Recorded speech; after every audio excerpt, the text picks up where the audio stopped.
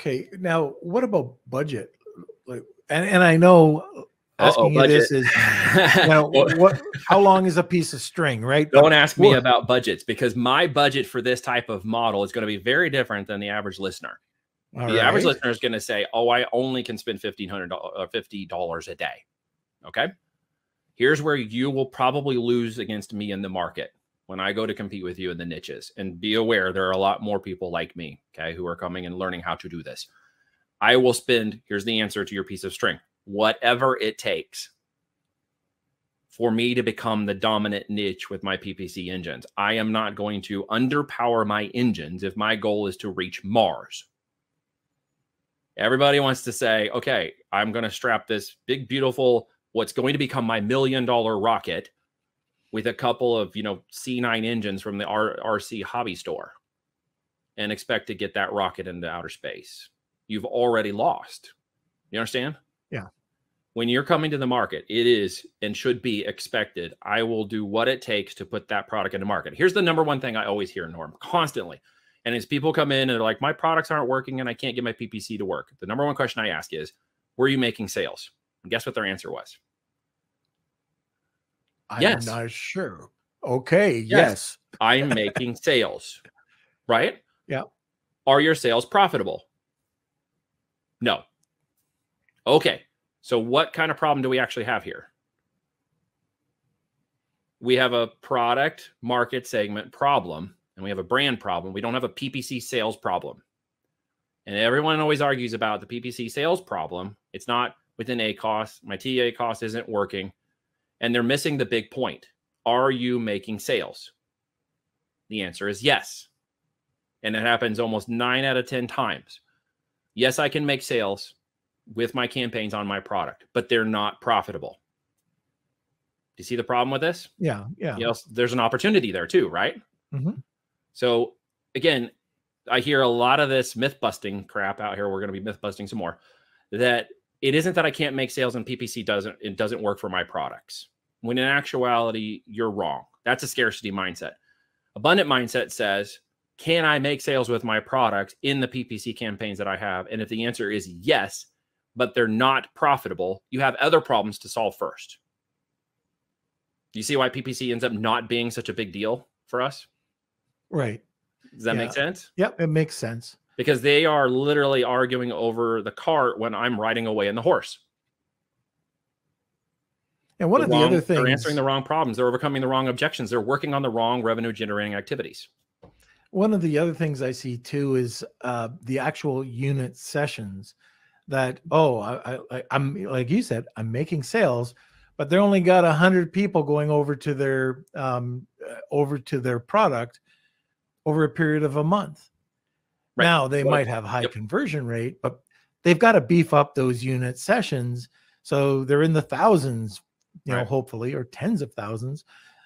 Any suggestions there? So if you're in the tens of thousands of sessions, but not making the same amount of sales, if I heard you correctly, or the conversions are no. So let's say that this happens quite a bit. Okay. I'll take a look at a product, or somebody talks to me about their product. I'll ask them about their unit sessions. They're making sales. Right. Usually their conversion rate is fairly good, but they're only 100 or 200 or 300 unit sessions. So it's not hard to get 20% or, 25%. It's not accurate. It's not accurate. So what I look at and what I say to the people is we've got to increase your unit sessions. So, either by driving traffic somehow over to your listing. So for me, it would have been PPC, Facebook, Google, social media, whatever it is, to get extra eyes on the product. Interesting. Okay. And then if you're not selling, then we've got a much bigger problem. Okay. I tackle it a different way. So obviously 1,000 unit sessions, or not obviously, let's say 1,000 unit sessions actually becomes more statistically relevant. In that, I don't actually look at the amount of sessions. What I look at is called the click to sale ratio. How many clicks per sale am I achieving? Our goal is to dial it down to the point where you have 10 clicks to 1 sale ratio. When you're relevant, when you're hyper relevant for your keyword and you're in line with the product and in line with the algorithm, that is a metric you can maintain. And to maintain that, okay, is an old phrase borrowed from many years ago called rob the train, where you can literally go in like gangbusters and just rob up all the traffic that's in the market. Once you dial in those particular click to sales ratios, I don't care about the impressions at that point. I care about how many times people are clicking by the time they purchase. Why? Because Amazon cares about that too. Amazon's algorithm cares. If it's too many clicks, but not enough purchases, you back that up into non-converting unit session percentage. Right. So that's where this matters the most. So if I'm going to dial in more impressions, I'm actually going to lower my unit session percentage if my click to sale ratio is not dialed in. So if I go out and get additional traffic from any other location, I'm actually hurting myself. I have to first optimize within the organic results of Amazon, and then it will positively see any other traffic or any outside referral traffic coming in, if it's brand referral links or otherwise to my store. So much is missed on Amazon within its own algo. And people are fighting it, and they don't even know they're fighting it because they just don't know what they don't know. Yeah. Well, I mean, prior to today, this whole concept, well, I guess at the end of the day, at the end of the podcast, it's going to be red pill, blue pill, if you want to stick with the matrix, right? It's going to be, it'll be interesting to see, because are people willing to listen to what you had to say, even with the backup of the case study, and click, like once they have everything in place, to click that off switch? Let's ask, what's the worst that can happen? Now, I'm not suggesting somebody goes in today, just for total transparency, based on this podcast, results will vary. There's my disclaimer, okay? If you go in and shut off all your campaigns today because you listen to this podcast without being smart about what you're doing or what you're tracking, you may see a negative outcome. Just to be very clear, you need certain things to be in place before you do that, and you need to know how to replace them or put them back in place. So you actually need to understand this strategy in its entirety, okay? At the end of the day, should you turn them off or back them down, you need other indicators of your listings, organic search, USP to stay up or move or continually move upwards as you back them down. Don't just go in and shut them all off right immediately. Just don't click off and walk away. If you feel the fear and do it anyways, and you say, well, what the hell? Let me go see what happens. I'm not selling a whole lot of this anyways, and I'm not really confident it's making a whole big deal. Shut it off, wait 72 hours and see what happens. If it goes negative, turn it back on. If it stays positive, leave it alone. Let it ride for another 72 hours and watch. This is a patience game with Amazon. The algorithm usually takes about a 72-hour turn on major organic distribution and propagation changes before you'll even see some of the major results of your actions. People are too impatient with those kinds of things, right? You need to wait and see what happens. And then when it's positive, you make a smaller change. If that's positive, you make another change. If that's negative, you put it back. And this is where patience in Amazon makes a big difference. And because we're going over 90 days, everyone learns the steps of this process. Bry was another case study. Again, he came in at 3%. He launched his PPC campaigns. They started to dial in, but their click to sale ratio was not over the target. So he went back to the drawing board and started to change and change. So he got to 6%, 9 and 12 and 15. And pretty soon he was on his way to 30%. Of course, the repercussions and the benefit, the reciprocal benefit of that, better way of saying this, is that his rankability went up, his products and everything went up, his traffic went up. And as he backed his PPC campaigns back down a bit, profitability came back up, right? And yet organic traffic and growth kept going up. The metrics were now better in line with what the algorithm expected for his product in his node, his niche within Amazon, based on what his competition was selling. He was becoming more attractive to the algorithm. It's all algo driven. You can get all the emotions you want in this. But if you don't know, if you don't know what to test, you don't know what you're going to do. Don't just go in and put a blanket kill on it. Understand what metrics and things are going to occur, and then look at it as a possible strategy to resolve what you're doing. Last point, again, if the product is not in line with the system, it doesn't matter what you do at this point. If you're able to make sales with PPC, that is not your problem. If it is not profitable, that is not your problem. You understand? That is a very good point. That's it. Blue pill. All right. So red pill. And I do want to stress this. I know a lot of people will have selective hearing. Oh, yeah. So yeah, absolutely. Please go back, listen to what Neil was talking about. There are certain things that have to be in place. We talked about relevancy. We talked about the listings, and then enter this. And he said something that was testing.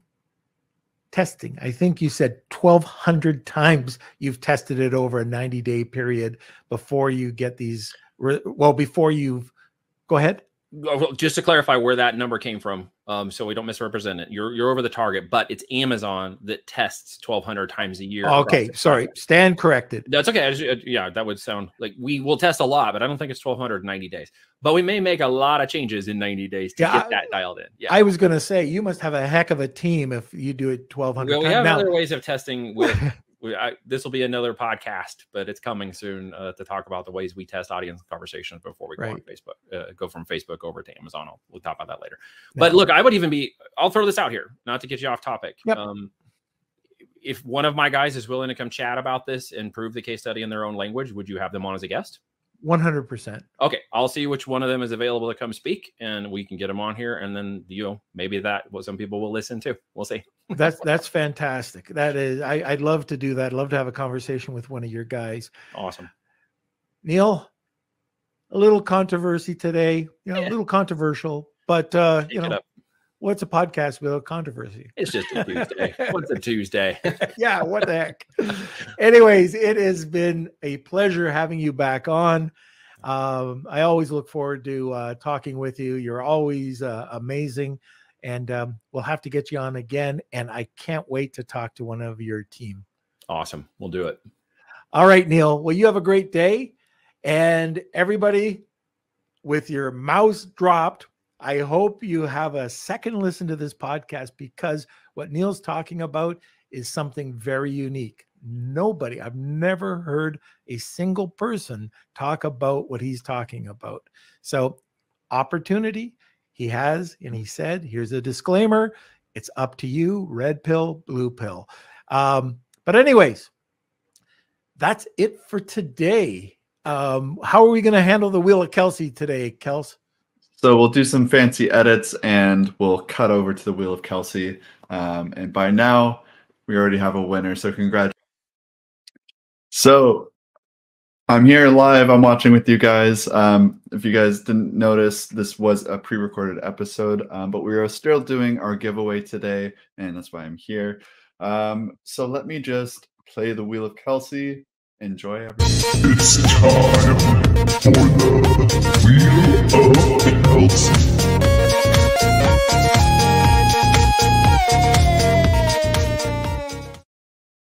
All right. So thank you, everyone, for entering today's Wheel of Kelsey. If you guys didn't notice and you entered, you need to have both hashtags. That is hashtag Neil Toit and hashtag Wheel of Kelsey. This is a new thing we're trying out. We just want to make sure that the people that enter the contest know what the contest is about and what giveaway is happening, and they actually want the prize, because it's been happening a couple of times where people were entering at the beginning of the show. They had no idea they either won or what the prize was, and then they didn't use the prize. So this just helps us make sure that this goes to what we're going to.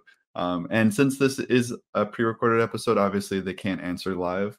But the thing that we're doing now is on these pre-recorded episodes, we're taking the questions from the audience and we're posting it in our Facebook group and tagging the experts so they can answer the questions just as usual. So if you do have any questions about today, put them over in the comment sections. And before we did this pre-record, we were able to get Bry Shields, who is actually one of Neil Toit's case studies about turning off your Amazon PPC campaigns. So he's coming on Monday. It's a pre-recorded episode, but he's going to talk about the numbers and exactly what happened. So anyways, we'll get to the Wheel of Kelsey. Thank you, everyone who entered. And if you are the winner, please email me, k@lunchwithnorm.com. And it looks like the winner is Nicholas. All right, so congratulations, Nicholas. I believe I have your information too, so you can email me, k@lunchwithnorm.com. Also, any of the members, feel free to email me, let us know, and make sure you join the Facebook group if you have any questions from today's episode, because we're going to be posting over there too.